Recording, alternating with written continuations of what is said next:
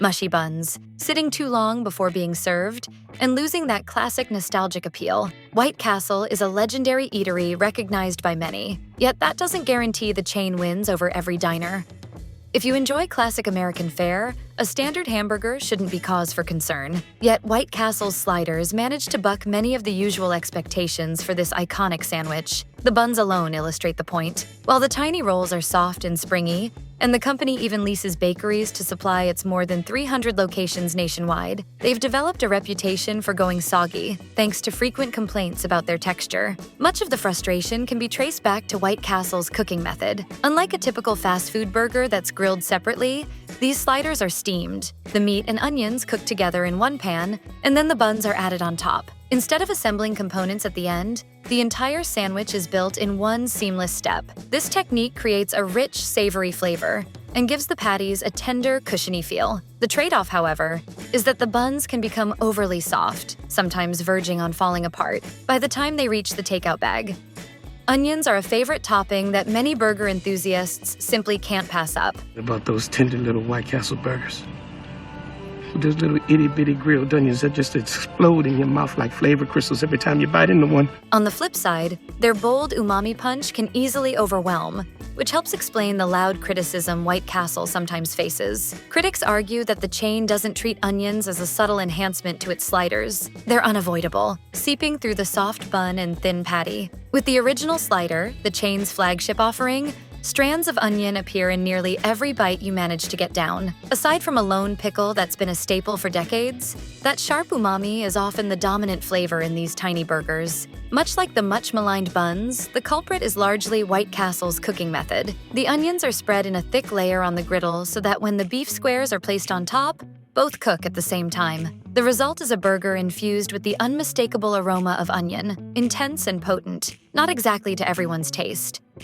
Small though they may be, White Castle's sliders stand out in the fast food scene for one obvious reason: the near absence of condiments. Scan the menu, and you won't find any sauces topping the sandwiches. That's right, no ketchup, no mayo, nothing at all. How about those people that don't use ketchup? What are they called again? Al-Qaeda? Ugh. Aside from the Bacon Ranch chicken slider, which debuted in 2022, nearly every slider comes completely bare. Unsurprisingly, this doesn't appeal to many diners who aren't already accustomed to White Castle's minimalist take on burgers. You could even say the slider was designed to be enjoyed without any sauces. Adding ketchup or other condiments would, in their view, undermine the core experience. The simple trio of onion, pickle, and beef is what defines it. That philosophy seems to extend to other menu items as well, which helps explain why so many customers leave feeling underwhelmed. While a pound of beef might make just a few cheeseburgers at other chains, White Castle can stretch it into 18 tiny sliders. Measuring only 2.5 inches across, they're easy to devour one after another. Perfect if you happen to be craving a full meal like Harold or Kumar. Still, many diners feel shortchanged by the petite portions. Disappointment usually comes from expecting a standard-sized burger. Unlike a Whopper or Dave's Single, these aren't meant to be a single filling creation. They're sliders. Their small size encourages eating several at once, which was exactly the point when White Castle first opened in the 1920s. The mini format allowed the chain to quickly produce as many burgers as hungry customers could handle, fueling the rise of its iconic bite-sized menu. I think from the very beginning it was the idea that they had to be small and easy to share.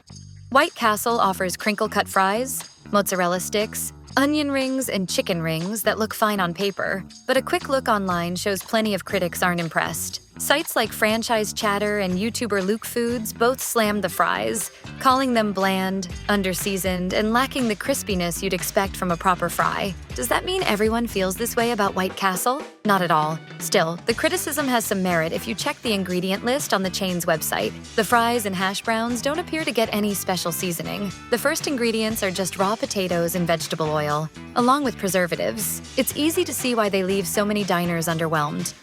Sliders may no longer go for a nickel like they did in the Roaring '20s, but one thing hasn't changed. White Castle remains easy on the wallet. Across its 350-plus drive-thrus nationwide, a single burger runs about 72 cents, still cheaper than most budget cheeseburgers. Packed in paper bags or cardboard suitcases, these tiny bites give the impression that you're scoring a major deal. That said, Not everyone sees it that way. The sheer number of sliders can make it feel like a steal, but some customers who judge strictly on taste argue the value just isn't there. Those who focus on maximizing savings might go for combo meals instead of ordering a la carte. Yet even then, the cost difference compared with other chains isn't always significant. The fantasy of diving into mountains of greasy, bite-sized burgers for next to nothing seems like the strategy White Castle relies on. But for many visitors, it doesn't quite land. White Castle pumps out burgers in impressive volume. According to Nation's Restaurant News, a single location can serve roughly 1,800 sliders per hour, a number that likely shifts with customer traffic. Even with that rapid pace, some diners are frustrated by the chain's slower than expected service. One Reddit user described it as, quote, the slowest fast food place in existence, adding, usually it's only 15 to 20 minutes, but I've seen it take 2 hours before. Take a peek behind the counter, and it's easier to see why White Castle isn't exactly lightning fast. Crew members assemble each slider from scratch, start to finish. They're not zapping them in a microwave or grabbing pre-cooked burgers off a warming tray. Jokes aside, the chain treats scratch cooking very seriously. So seriously, in fact, that any burgers left unclaimed after about 30 minutes are thrown out. The burgers can sit on the grill for as long as 20 minutes before the grill automatically starts cooling down and the sliders need to be discarded and fresh ones made. In 2024, any drive-thru that takes a slower, hands-on approach might be praised. But most diners aren't eager to spend their lunch hour stuck in line. It's easy to see why many would drop White Castle from their regular rotation. Any kind of digestive upset, stomach gurgles, cramps, or twists is miserable. And for some diners, White Castle takes the blame. Those tiny sliders have a reputation for stirring up trouble in the gut. Eating heavy, greasy food can ruffle anyone's stomach. And that's true for any fast food joint. They aren't called greasy spoons for nothing.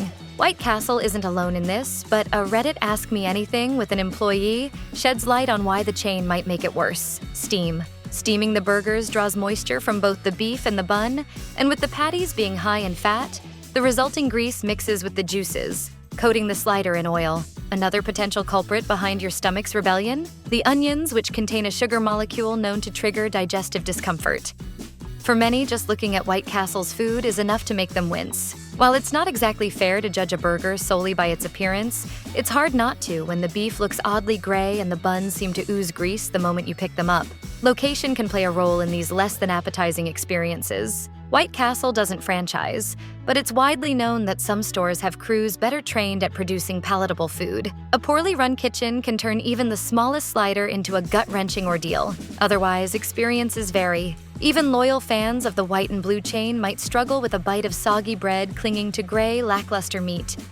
One of the small joys of a drive-thru is finally reaching the pickup window and grabbing your hot, ready-to-eat order, the reward at the end of the line. So imagine the frustration when your lunch, which already took longer than expected, isn't even warm.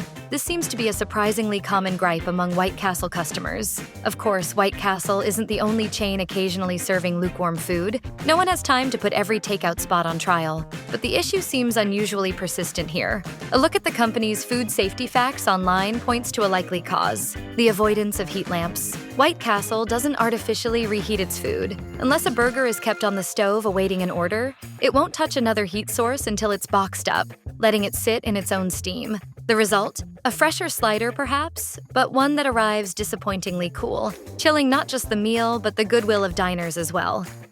Visiting White Castle tends to be a love-it-or-hate-it affair. Those hearing the hype from afar might have to ask themselves whether the chain ever really played a role in their lives. With only 15 states hosting locations, mostly in the Northeast and Midwest, White Castle isn't exactly easy to get to. Its regional presence means that for many, developing a taste for its greasy offerings can be a challenge. That scarcity often fuels the pride of devoted fans. Limited availability also ties into nostalgia. As one Yelp reviewer pointed out, the food can feel a bit odd unless you have an emotional connection. Writing, "I think people who grew up on these have the sliders as a part of their memories, but for everyone else, it's quite bewitching."